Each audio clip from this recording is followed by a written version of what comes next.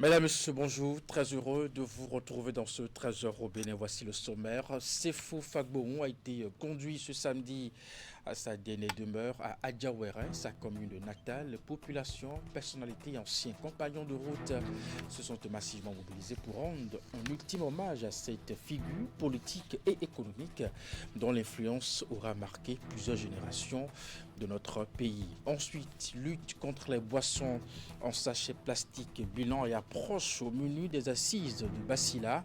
Réunis à Bassila, les directeurs départementaux de commerce intérieur font le point et définissent une nouvelle stratégie. Objectif, renforcer la répression contre la fabrication, la distribution et la vente des boissons alcoolisées en sachet et qui nuisent à la santé des populations.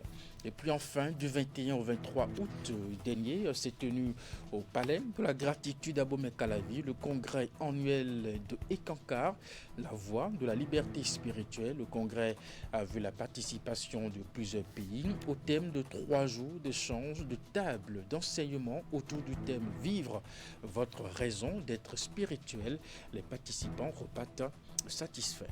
Voilà pour vous le sommaire de cette édition. À nouveau bonjour et bienvenue si vous nous rejoignez. C'est dans une impressionnante ferveur populaire que Sefou Fagbohon a été conduit ce samedi à sa dernière demeure à Adjawere, sa commune natale. Les populations, personnalités et anciens compagnons de route se sont massivement mobilisés pour rendre un dernier hommage à cette figure politique et économique dont l'influence aura marqué plusieurs générations de notre pays. Retour justement sur la cérémonie d'inhumation avec Emma Khodonou, Thibaut Kholoupé. À Djawere, c'est une foule immense qui accompagne Sefou Fagbohon vers son dernier voyage. Population proche, amis, personnalités et anciens compagnons de route sont venus saluer une dernière fois la mémoire de celui qui aura marqué la vie politique, économique et sociale de sa commune natale et du Bénin. Après les prières funèbres, le cercueil est porté à bout de bras dans une procession solennelle. Direction la nouvelle mosquée de la commune, encore en construction. Un lieu hautement symbolique, puisque cet édifice religieux est l'une des œuvres initiées par le défunt. Le cortège y marque un bref arrêt. Une courte prière est dite en sa mémoire avant que la procession ne reprenne le chemin de la demeure familiale. Le cercueil y est ramené pour l'inhumation qui se déroule dans l'intimité familiale. Président fondateur du parti MADEP, plusieurs fois député, Sefou Fagbohon aura également été un riche homme d'affaires et un généreux parrain pour de nombreux Béninois dans des domaines aussi variés que la politique, les affaires, le sport ou encore la culture. Une influence et une générosité qui ont marqué des générations et dont le souvenir devrait longtemps rester vivant à Djawere et au-delà. Ils l'ont côtoyé, accompagné et pour certains partagé avec lui des combats politiques. Au moment de lui rendre un dernier hommage, le président de l'Assemblée nationale, Joseph Diogbenou, et le sénateur Antoine Kola Oleidi, ancien compagnon politique de Sefou Fagbohon, saluent la mémoire d'un homme dont l'influence a vraiment impacté. Suivez ici leur réaction au micro de Emma Khodonou, Thibaut Kholoupé. Depuis hier, le Bénin a perdu l'une de ses figures les plus illustres au plan politique, au plan économique aussi. Quand on parle de Baobab, on n'exagère pas. Parlant de El Hadj Sefou Fagbohon, vous avez pu mesurer vous-même le flot de réactions depuis hier.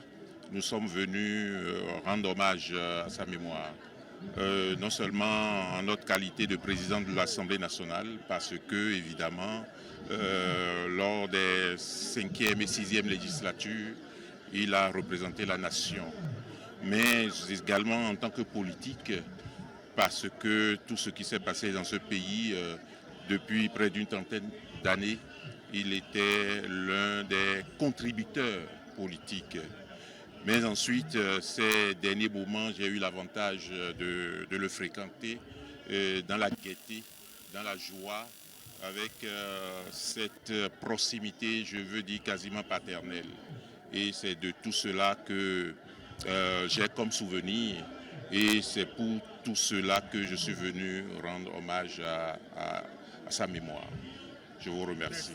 Ce n'est pas le moment maintenant de vous présenter une biographie, parce que l'homme qui est parti et moi, nous avons travaillé intimement pour le bien, je crois, pas seulement de notre département, mais pour le bien du pays, pour le bien de la démocratie dans ce pays. Nous nous sommes beaucoup sacrifiés. Le président Fagbon est un immense organisateur. Il a fait énormément au niveau des différents régimes que nous avons connus dans le pays, avec le président Kérékou, avec le président Yahi Boni, avec le président Talon, au niveau de tous les régimes. Il est l'un de ceux qui ont le plus fortement révélé le département du Plateau et l'un de ceux qui ont le plus fortement contribué à la vie démocratique et à la vie publique, à la vie économique aussi. Je n'ai pas à vous l'expliquer. Donc, pour moi, c'est ce militant-là, parce que c'était avant tout et après tout, c'était un grand militant. C'est ce militant-là que je suis venu pleurer aujourd'hui. Et c'est ce frère, puisque nous avons travaillé au fil des péripéties de la vie politique, nous avons travaillé fermement ensemble. Cela est inoubliable, je ne l'oublierai jamais, et beaucoup d'entre nous ne l'oublieront jamais. Merci. Dans la même veine, d'autres personnalités qui étaient à cette cérémonie d'inhumation ont aussi livré leurs impressions sur l'homme que tout un peuple pleure. Suivez ici les réactions de l'ancien ministre des Affaires étrangères Jean-Marie Eouzou et l'acteur politique Éric Rondeté. Adjawere a autant de monde, mais non, même si toute la contrée d'Adjawere sortait, eh bien, le monde qui est arrivé d'ailleurs est tellement important et cela signifie que le monsieur est estimé partout. Et c'est un homme de parole. C'est un homme de... Moi, je l'ai connu avec le président Kérékou, quand j'étais fonctionnaire. Quand j'étais fonctionnaire au ministère du Plan. Ah ouais, c'est ça. Moi, je l'ai d'abord connu à cette occasion. Et puis plus tard, dans mes fonctions ministérielles et politiques. Ah ouais, c'est ça. Non. Et puis, chaque fois que je venais ici, il me recevait comme un prince. Il me recevait comme un prince. Je suis venu rendre visite plusieurs fois. J'ai été fidèle dans l'amitié qu'il m'a offerte, dont il m'a fait l'honneur, vraiment, à une grosse perte. Une grosse perte. Il n'avait aucune maladie, il est mort subitement. Subitement, c'est ça qui est bizarre. Hein? J'envisageais de passer le voir. Ah ouais? J'envisageais de passer le voir. Je ne l'ai pas vu. Malheureusement, eh bien, voilà, mes condoléances à tous ses proches. Il est musulman. Hein? Vous avez vu l'église protestante qui est là? C'est lui qui a construit ça. J'ai vu des prêtres catholiques ici. J'ai vu des christianistes célestes. Hein? J'ai vu tout ce monde-là ici. Donc, il faisait l'unanimité dans l'estime qu'on lui portait. Voilà. Il y a tellement de monde. C'est peut-être trop dit, mais moi, j'ai découvert à partir de 2007 un grand militant. Un grand militant dont on mesurait à peine toutes les capacités. On voyait un homme d'affaires qui n'a pas été à l'école, mais qui avait de grandes capacités d'analyse. Et quand je l'ai vu à l'Assemblée nationale, il était un député discipliné, ponctuel, qui participait au débat et qui participait à la réflexion au niveau du groupe. C'était simplement un bon militant. Et puis, du point de vue humain, je l'ai trouvé comme un homme qui se préoccupait des souffrances des autres. Il était altruiste, généreux, compatissant. C'est un homme complet. Lutte contre les boissons en sachet plastique, bilan et approche au menu des assises de Basila, réunis justement dans cette ville. Les directeurs départementaux du commerce intérieur font le point et définissent une nouvelle stratégie. L'objectif est renforcer la répression contre la fabrication, la distribution et la vente des boissons alcoolisées en sachet qui nuisent à la santé des populations. Contrebande et contrefaçon seront également au cœur des discussions. Abdou Sabir Idrissou pour les détails. Nous sommes ici dans le cadre de la première rencontre. Les directeurs départementaux du commerce intérieur en conclave à Basila. Objectif: faire le bilan de la lutte contre la production, la vente et la commercialisation des boissons alcoolisées en sachets plastiques. À l'occasion, l'état d'avancement des recommandations issues de la dernière rencontre de 2025 est présenté. Le thème central, c'est la lutte contre la commercialisation des boissons en sachets plastiques. Pour justifier ce thème, depuis le 17 mai 2024, un arrêté a été pris interdisant la production, la distribution des boissons alcoolisées en sachets plastiques. Il faut reconnaître que sur le terrain, et les opérateurs économiques qui se mènent à cette activité, avec les consommateurs qui se donnent à cette boisson, ils ont changé de stratégie. Au lieu que ce soit dans les sachets, maintenant c'est dans les flacons. Est-ce que le ministère ne va pas aussi réfléchir à comment faire? L'ambition est claire: donner un nouveau souffle à la répression pour préserver la santé publique. Au-delà des pertes économiques pour les acteurs vertueux, la prolifération de ces produits frélatés et toxiques détruit la santé de nos concitoyens et compromet les forces vives et productrices de notre nation. Ces travaux d'échange et de renforcement des capacités déboucheront sur une feuille de route, la boussole des directeurs départementaux du commerce intérieur, pour intensifier la répression dans les prochaines semaines. La police républicaine a fait vendredi dernier le bilan des 3e et 4e éditions de son opération spéciale de sécurisation du territoire national. Près de 806 ghettos démantelés, réseau de cambriolage, trafic de personnes sous couvert d'opportunités à l'étranger, corruption au sein de la direction des examens et concours. La police a également détaillé plusieurs affaires d'envergure élucidées ces dernières semaines. Voici les précisions dans ce reportage. Au terme de la 4e édition de l'opération spéciale de sécurisation du territoire national, la police républicaine fait le bilan. Dans la lutte contre les produits illicites, les résultats sont particulièrement significatifs. 806 ghettos ont été démantelés sur toute l'étendue du territoire national.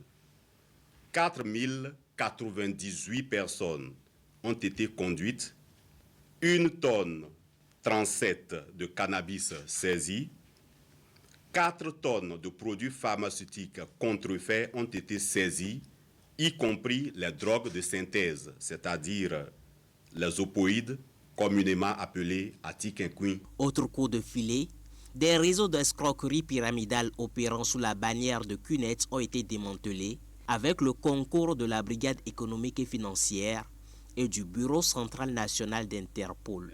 Depuis avril 2026, 24 opérations ont été conduites à Parakou, à Godomé et à Tatonoukon, permettant de désorganiser plusieurs sites de regroupement. Est-ce que vous êtes... Entre autres, des réseaux de cambriolage ont été disloqués et des arrestations ont également eu lieu à la direction des examens et concours dans une affaire de prélèvement sur les primes des surveillants du certificat d'études primaires. Le chef secrétariat de la direction des examens et concours est le principal auteur des faits et agit de connivence avec d'autres chefs services de la dite direction. À l'issue de l'enquête, ils ont été présentés au parquet spécial près la Cour de répression des infractions économiques et du terrorisme. Au-delà des interpellations, la police républicaine appelle les citoyens à devenir des acteurs à part entière de la sécurité en signalant tout comportement ou acte suspect. Et puis, dans la suite de cette édition, je suis avec un invité, Rinvo Pythagore. Il est promoteur du cabinet Jury Agro. Avec lui, on va évoquer l'épineux sujet de bail à usage domestique, comprendre le cadre légal. Monsieur Rinvo, bonjour. Bonjour, monsieur. Merci de votre disponibilité. Allez, on le sait, c'est parfois tendu entre locataires et propriétaires, vous le savez. Quels sont les droits et les obligations du locataire et du propriétaire selon notre code? D'abord, le bail à usage d'habitation est régi par la loi 2022-30 du 20 décembre 2022. C'est ça. Et dans ce code, le propriétaire, c'est-à-dire le bailleur, ou le locataire, ils ont des droits et des obligations. Bien déterminés. Bien déterminés, voilà. Du coup, pour le bailleur, il a le devoir de faire jouir l'espace loué par son locataire. Oui. Ils doivent laisser son locataire jouir pleinement du local loué. Et pour le locataire, son principal droit est de payer à temps le loyer. À temps? Oui, à temps. C'est une précision de taille. Parce que presque tous les litiges viennent de là. Tournent autour de ça. Justement. De la date. Voilà. Entre le 5 et le 10 généralement. D'accord, allez-y. Est-ce que nous avons d'autres droits? Oui, le droit de jouissance, si par exemple il y a plusieurs locataires dans une même maison, le bailleur a le droit de conseiller chaque locataire pour qu'il y ait une harmonisation et pour éventuellement que le bruit d'un locataire ne dérange pas son second. Voilà. D'accord. Alors, quelles sont les procédures de résiliation de bail? Alors, est-ce qu'un propriétaire peut se lever un matin, n'est-ce pas, chez son locataire et dit « Monsieur, sortez de ma maison ». Non, c'est parce que la loi a prévu au Bénin. Au Bénin, les précisions sont claires.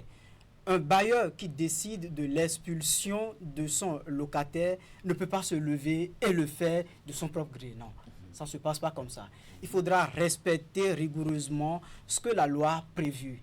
Maintenant, lorsqu'on parle sur la base d'un locataire qui ne paye pas à temps son loyer et que le bailleur décide de son expulsion, il doit d'abord envoyer une mise en demeure à son locataire. Ou s'il ne le fait pas, il saisit un huissier qui somme. La loi a précisé au bout de quelle période on peut tenter une délation. 2 mois d'impayé, 3 mois d'impayé? Non, la loi n'a pas donné de précision. C'est le propriétaire d'abord, il faut partir sur... qui analyse. C'est le propriétaire qui analyse, mais il faut partir sur la base du contrat qui est signé entre les parties. Et dans ce contrat, une date est mentionnée pour régler le loyer. Absolument. Voilà. Lorsqu'il y a manquement dans ce règlement de loyer, le bailleur peut envoyer une mise en demeure à son locataire ou il instruit un huissier de sommer son locataire pour payer ses arriérés ou ce manquement-là. Maintenant, lorsque le locataire reçoit le courrier ou l'acte, il a un délai d'1 mois pour régler le paiement. Pour honorer. Oui, voilà. D'accord. Maintenant, s'il ne le fait pas, le bailleur peut saisir le président du tribunal du lieu de situation de l'immeuble pour obtenir gain de cause, éventuellement le paiement des arriérés et si possible l'expulsion du locataire. Donc c'est le président du tribunal, du lieu de situation de l'immeuble qui ordonne l'expulsion. Voilà. D'accord. Ce n'est pas le propriétaire. Ce n'est pas le propriétaire. D'accord. Et quand un propriétaire décide d'augmenter le prix de loyer? Alors, le code a prévu tout ça. Parfois, ça passe de 50 000 à 80 000. Et puis bon, parfois c'est à l'humeur du propriétaire, on ne comprend pas trop. C'est parce que nous sommes dans un pays où les gens ne connaissent pas la réglementation. La réglementation, justement. C'est pour ça que vous êtes d'ailleurs là avec nous. Justement, allez-y. D'accord. Par rapport à ça, Un bailleur ne peut pas se lever et augmenter de son propre gré le montant du loyer à un pourcentage donné. Le pourcentage qui est prévu dans le code est de 2% sur le montant total annuel du loyer. Ça ne doit pas dépasser 2%. 2%. Ouais. D'accord. Alors, comment réglementer le loyer? Alors, pour réglementer le loyer ici au Bénin, il faut d'abord aller sur la base d'un contrat que les deux parties signent. Et il faudra également que les modalités, il faut mentionner le prix du loyer, les modalités de paiement et éviter surtout l'augmentation abusive du loyer. Voilà. Il faut respecter le pourcentage donné et énuméré par le code. Voilà. Alors, je le disais tantôt, hein, ce sont des rapports parfois vraiment très tendus entre le propriétaire et le locataire. Et je pense que si chacun de son côté a vraiment une connaissance de ce que dit la loi, de ce que dit le code, je pense que cela peut améliorer davantage les relations. Quelles sont les recommandations que vous avez justement à l'endroit de nos concitoyens? Alors, à l'endroit de la population béninoise... À la fois aux propriétaires, mais aussi aux locataires. Aux locataires, et pas seulement ça. Qui doivent s'apprêter pour le prochain mois déjà. Ouais. Je dois également aller faire des recommandations jusqu'au législateur. D'accord, allez-y. D'abord, pour le locataire, ce que je recommande, c'est pas facile pour un bailleur d'investir de l'argent dans l'immobilier pour la construction. Donc, il revient donc à chaque locataire de payer à temps le loyer. À temps. À la date 5, doit savoir que ça y est. Maintenant... Ça aussi, c'est pas non plus facile. Hein. Oui, c'est pas facile. C'est pas facile. De toute façon, quelqu'un qui va quand même louer, il sait pourquoi il va là-bas. Ah ben, il faut se trouver un coin quand même. Alors, à l'endroit des bailleurs, il ne faudrait pas que les bailleurs se lèvent de leur propre gré et enlèvent peut-être la toiture, la porte. Non. Il faudra... Ou des menaces aussi, hein, oui, des menaces téléphoniques, des messages voilà, au milieu de la nuit. Tout ça, c'est pas légal. Il y a une pression psychologique sur le locataire. Tout ça, c'est pas légal. Il faudra juste respecter ce que la loi a prévu ici au Bénin. Maintenant, à côté de tout ça, il faudra que le législateur revoie un peu ce code-là. Parce que nous avions fait une vidéo, nous avions parlé de cette procédure, et nous avions lu beaucoup de commentaires. C'est ça. Oui. D'accord. Les gens sont allés jusqu'à proposer que le temps d'aller au tribunal, non seulement ça prend du temps, il faudra également beaucoup de moyens pour saisir un huissier et tout ça. Est-ce que le législateur béninois ne peut pas donner une compétence à nos chefs de village, à nos délégués, qui seront peut-être appuyés par des juristes. Et qui sont très proches des réalités, hein, voilà. Au niveau des quartiers. Voilà. Je pense qu'avec l'évolution des choses ici au Bénin, que ce soit les chefs quartiers ou les chefs de village, ils doivent désormais être appuyés par des juristes. Oui. Et déjà pour régler ces situations à leur niveau, pour que ça n'aille peut-être pas au tribunal, ou même si ça doit aller au tribunal, c'est que le montant du loyer doit être élevé. On peut aller sur une base comme ça pour dire lorsque le montant annuel dépasse peut-être 1 million ou 2 millions, là, on peut solliciter le président du tribunal. Voilà. Je pense qu'on peut renforcer cette gestion-là au niveau des délégués ou des chefs de village, mais ils auront quand même l'appui des juristes. Donc le problème revient au législateur béninois qui fera un travail sur cette question. Merci à vous, Monsieur Révor. Et puisque vous nous faites justement la faveur de votre disponibilité, nous aurons le temps d'évoquer encore d'autres aspects, notamment de cette loi, pour permettre aux propriétaires et aux locataires de savoir véritablement ce qu'il faut faire et ce qu'il ne faut pas faire pour, je dirais, une bonne cohésion dans nos quartiers. Merci à vous. Je rappelle que vous êtes le promoteur du cabinet Jury Agro. Dans la suite de cette édition, inauguration et mise en service officielle de la maternité isolée d'Iroukou dans l'arrondissement de Doumé à Savadou. L'infrastructure est réalisée entièrement sur le financement de la fondation Folero Luxembourg au Bénin. C'est l'aboutissement d'un processus enclenché depuis plusieurs années et qui vise non seulement à rapprocher les unités de soins des populations, mais aussi leur offrir des soins essentiels de qualité. Cette maternité isolée est la deuxième érigée dans l'arrondissement de Doumé par la fondation après celle de Concondi. Voici les images.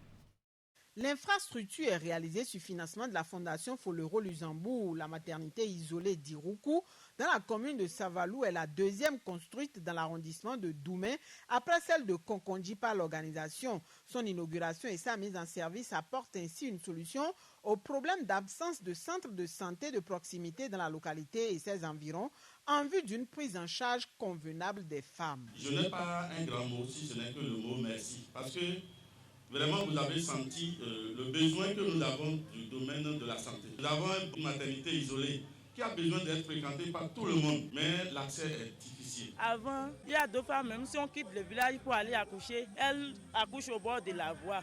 Et c'est pas là maintenant qu'on va ramasser l'enfant pour aller à Doumé. Et aujourd'hui, maintenant, si j'ai la douleur et je sais que je suis atteint, je vais venir à la maternité. Estimée à un coût global de 300 millions de francs CFA environ, cette maternité comprend plusieurs compartiments, allant d'une salle d'échographie, une salle de PEV, de consultation, d'hospitalisation, une pharmacie et bien d'autres. L'unité de soins est entièrement équipée et son fonctionnement sur les 3 années à venir reste à la charge de la Fondation Folero Luxembourg. En termes de médicaments, en termes de produits d'entretien, tout ce qui est essentiel et qui va contribuer à l'amélioration des qualités de soins, nous allons accompagner ce centre pendant 3 ans. Nous ferons la prise en charge des personnes handicapées, du couple mère vivant avec le VIH, la malnutrition et la vaccination. Après ça, nous allons procéder à une évaluation pour voir est-ce que la maternité peut s'auto-fonctionner. Toutes les conditions nécessaires doivent être mises en œuvre pour une gestion efficace et efficiente de ce joyau afin de garantir sa pérennisation. Cette infrastructure va contribuer à promouvoir les consultations prénatales. Elle permettra également d'améliorer le système de référence et d'évacuation des cas nécessitant des soins spécifiques. Plus de difficultés pour accéder à des soins essentiels. L'ouverture de cet espace de vie et d'espoir pour les femmes ainsi que les enfants d'Iruku et ses environs marque un pas de franchi. Autorités locales et celles en charge de la santé dans la zone sont invitées à faire le nécessaire en vue d'une gestion optimale, puis une utilisation efficiente des installations. Et pour finir cette édition, du 21 au 23 août dernier, s'est tenu au Palais de la Gratitude d'Abomey-Calavi le congrès annuel de Ekanka, la voie de la liberté spirituelle. Le congrès a vu la participation de plusieurs pays au thème de 3 jours d'échange, de tables, d'enseignement. Autour du thème « Vivre votre raison d'être spirituel », les participants repartent satisfaits tant de l'organisation que des attentes comblées. À Siongbon, Kanya Siongbon, Moufli de Saboran pour les détails. Partage, échange et enseignement et le congrès EC régional de l'aventure de l'âme 2026 prend fin. 3 jours que les participants ont mis à profit pour vivre leur raison d'être spirituel. Une satisfaction pour le directeur du congrès. J'espère qu'à travers ce congrès, nous avons pu offrir un espace simple et profond où chacun a pu se rappeler ou se convaincre qu'il est âme et qu'il n'est pas seul sur ce chemin, sur son chemin. Et donc, vivre votre raison d'être spirituel, c'est apprendre à voir chaque expérience douce ou difficile de la vie comme une occasion d'ouverture, de croissance et de collaboration avec Dieu. Outre les congressistes béninois, d'autres participants sont venus des 4 coins du monde, Afrique, États-Unis, Europe.